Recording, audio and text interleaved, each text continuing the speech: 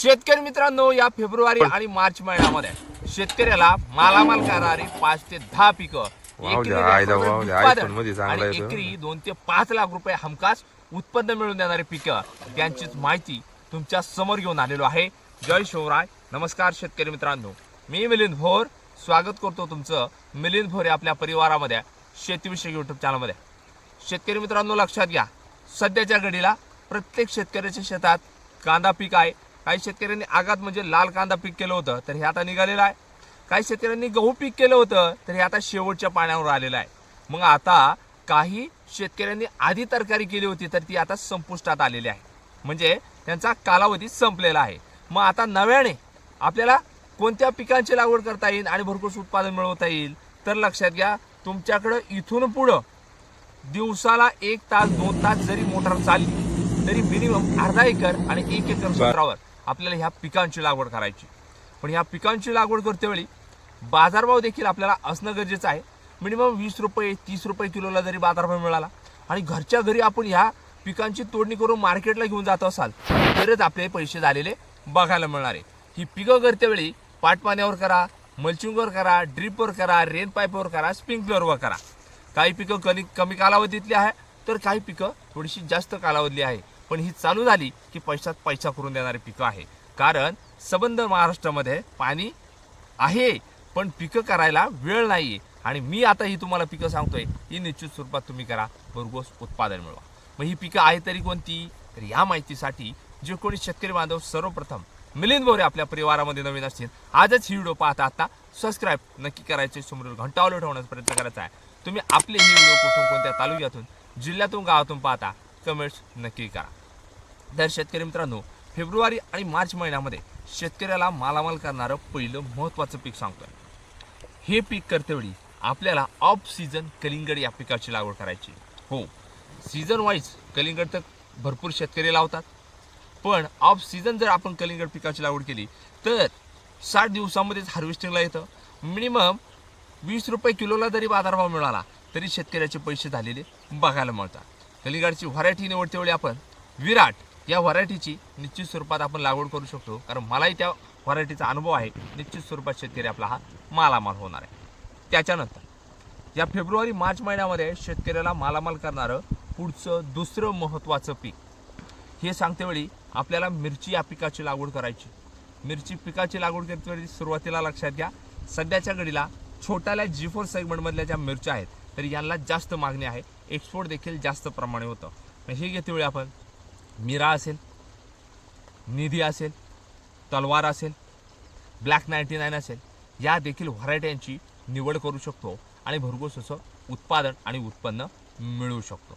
तुमच्या जवळील नर्सऱ्यांमध्ये कोणती G4 सेगमेंटमधल्या व्हरायटी आहेत ह्या देखील निवड करा आणि यांची लागवड करा आणि मिरची पिकातून भरघोस असं उत्पादन मिळवा. मिरची पिकाच्या अधिक माहितीसाठी मिलिंद भोर यूट्यूब चॅनलला व्हिजिट द्या. त्यामध्ये मिरची पिकाच्या संपूर्ण माहिती मी बनवलेल्या आहे. त्याचबरोबर आत्ताच नवीन एक व्हरायटी लॉन्च झालेली आहे नामदेव उमाजी यांची, तर ती म्हणजे पिरॅमिड सीडची दुर्गा ही व्हरायटी. एक्सपोर्टला अतिशय उत्तम अशी ही व्हरायटी आहे. मिरचीचा बाजारभाव 30 रुपये किलो जरी मिळाला, जास्तच मिळेल, निश्चित स्वरूपात भरघोस पैसे झालेले बघायला मिळणार आहे. त्याच्यानंतर शेतकरी मित्रांनो, या फेब्रुवारी आणि मार्च महिन्यामध्ये शेतकऱ्याला मालामाल करणारं पुढचं महत्त्वाचं पीक काकडी हे पीक. काकडी पिकाची लागवड करायची आहे. 45 दिवसामध्ये 50 दिवसामध्ये काकडीचा पहिला तोडा चालू होतो आणि एकंदरीतच 10 रुपये किलो जरी बाजारभाव मिळाला तरी एकरी ॲव्हरेज जास्त प्रमाणे असल्यामुळे परवडणारी अशी काकडी पीक आहे. त्याच्यानंतर शेतकरी मित्रांनो, या फेब्रुवारी मार्च महिन्यामध्ये शेतकऱ्याला कमी दिवसामध्ये मालामाल करणारं पीक तर ते म्हणजे 30 ते 35 दिवस आणि फार फार तर 40 दिवस आपल्याला कोथिंबीर या पिकाची लागवड करायची. कोथिंबीर पिकाची लागवड पेरणी करतेवेळी व्हरायटी दर्जेदार निवडणं गरजेचं आहे, कारण बाजारामध्ये भरपूर मी व्हरायट्या पाहिल्या. पण मी माझ्या स्वतःच्या शेतामध्ये जी व्हरायटी केली होती तर ती म्हणजे आर्डोरची सुपर ग्रीन ही व्हरायटी. याचं कारण सुगंध जबरदस्त आहे, व्यापाऱ्यांची प्रचंड मागणी, फुलं येत नसणारी पहिली मार्केटमध्ये आलेली ही व्हरायटी आहे. कारण जर शेतकऱ्याच्या शेतात कोथिंबीर काढणीला आली, फुलं निघाली तर व्यापारी घेत नाही. पण ही अशी व्हरायटी आहे सुपर ग्रीनची ज्याला फुलं येत नाही आणि कत्री जास्त प्रमाणे असल्यामुळं निश्चित स्वरूपात व्यापाऱ्यांची प्रचंड मागणी असणारी ही सुपर ग्रीन व्हरायटी निश्चित स्वरूपात तुम्ही ह्या कोथिंबीरीची लागवड पेरणी करून 30, 35, 40 दिवसात मालामाल होऊ शकता. त्याच्यानंतर शेतकरी मित्रांनो, ह्या फेब्रुवारी मार्च महिन्यामध्ये शेतकऱ्याला मालामाल करणार पीक, तर ते कोणतं आहे माहिती आहे का?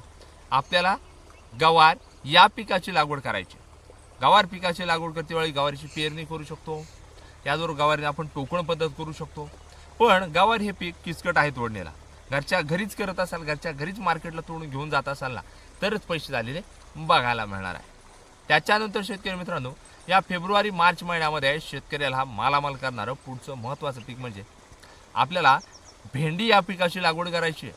हो शेतकरी मित्रांनो, भेंडी पिकाची लागवड केल्यानंतर 40-45 दिवसामध्ये चालू होणाऱ्या जबरदस्त व्हरायटी आहेत, यांची आपण लागवड करू शकतो. आणि एकदा का भेंडी चालू झाली तर दररोज दिवसाआड आपल्याला तोडे करायचे आहेत. मिनिमम 20 रुपये किलोला बाजारभाव मिळत असेल तरी घरच्या घरी तोडून मार्केटला नेत असाल तरच पैसे झालेले बघायला मिळणार आहे.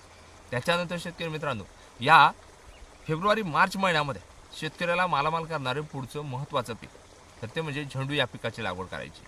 झेंडू पिकाची लागवड करते वेळी ऑरेंजमध्ये, येलोमध्ये व्हरायट्या ज्या बघायला मिळतात, यांची आपण निश्चित स्वरूपात लागवड करू शकतो आणि भरघोस असं उत्पादन मिळवू शकतो.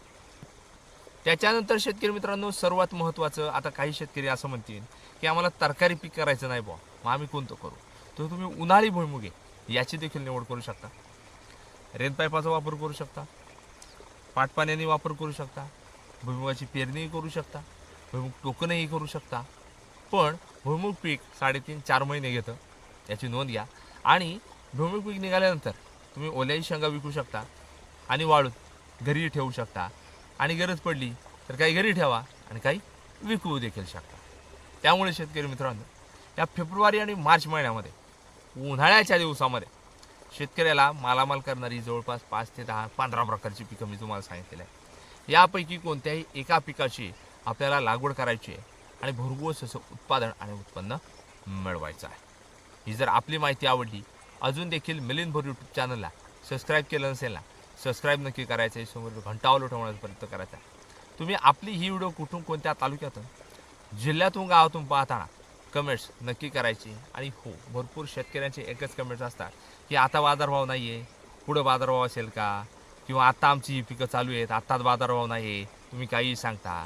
तर व्हिडिओमध्ये ज्या कमेंट्स करणारे शेतकरी आहेत ना, त्यांनी मागे लागवड केली होती आणि आता त्यांचं पीक हे विक्रीसाठी आलेलं आहे, त्यामुळे आता बाजारभाव नाही. पण तुम्ही आता या पिकांची लागवड करा आणि पुढे जाऊन तुम्हाला बाजारभाव हमखास झालेले बघायला मिळणार आहे. तुम्हाला कोणत्याही पिकाची शंका असल्यास मिलिंद भोर यूट्यूब चॅनलवर कोणत्याही पिकाची संपूर्ण पिकांची माहिती बघायला मिळणार आहे.